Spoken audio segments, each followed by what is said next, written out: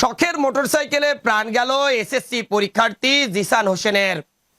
বাবা মায়ের আদরের একমাত্র পুত্র সন্তান।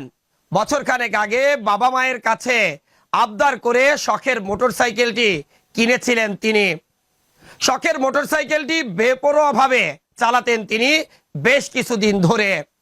পরিবারের লোকজন ও স্থানীয়রা তাকে গতি কমানোর জন্য বারবার সতর্ক করলেও সতর্ক আর হয়নি এই জিসান হোসেন।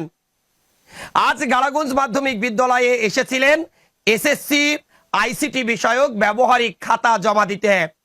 খাতা জমা দিয়ে বন্ধুদের সাথে আড্ডা দিয়ে এরপর গাড়াগঞ্জ থেকে বাড়ির উদ্দেশ্যে রওনা হয় তার শখের মোটরসাইকেলটি নিয়ে। মোটরসাইকেলটি ব্যস্ত ঝিনাইদহ কুষ্টিয়া মহাসড়কের বর্দা মাদ্রাসার একটু সামনে পৌঁছালেই কুষ্টিয়ার দিক থেকে ছেড়ে আসা দ্রুত গতির একটি 10 টাকার ট্রাকের সাথে মুখোমুখি সংঘর্ষ হয়। এতে ঘটনাস্থলেই ছিন্ন ভিন্ন হয়ে যায় জিসানের দেহ।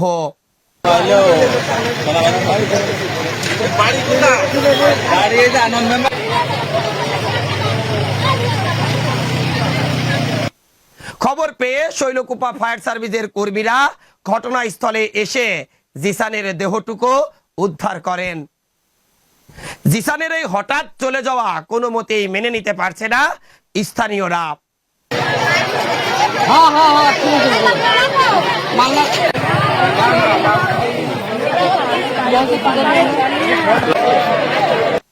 জিসানের বাড়ি ঝিনাইদহের শৈলকুপা উপজেলার মির্জাপুর ইউনিয়নের বর্দা গ্রামে। তার বাবা অবসরপ্রাপ্ত সেনাবাহিনীর একজন সার্জেন্ট ছিলেন। একমাত্র আদরের পুত্র সন্তানের এমন মৃত্যুর সংবাদ শুনে বাবা মা দুজনই জ্ঞান হারিয়েছেন। কোনো মতেই তাদের গ্রামবাসী মেনে নিতে পারছে না ফুলের মতো তরতাজা একটি যুবক এভাবে এত অল্প বয়সে ঝরে যাবে। আমরা বারবার একটি কথা বলেছি, যত গতি তত ক্ষতি। উঠতি বয়সের এই সকল যুবকরা নামি দামি মোটরসাইকেল নিয়ে ব্যস্ত ঝিনাইদহ কুষ্টিয়া মহাসড়কে যেভাবে দ্রুত গতিতে মোটরসাইকেল চালায়, তাতে করে বলাই যায় মৃত্যু হাতে করে নিয়েই তারা চলাফেরা করে। আর একটু ভুল হলেই এই জিসানের মতো পরিণতি ঘটবে তাদের।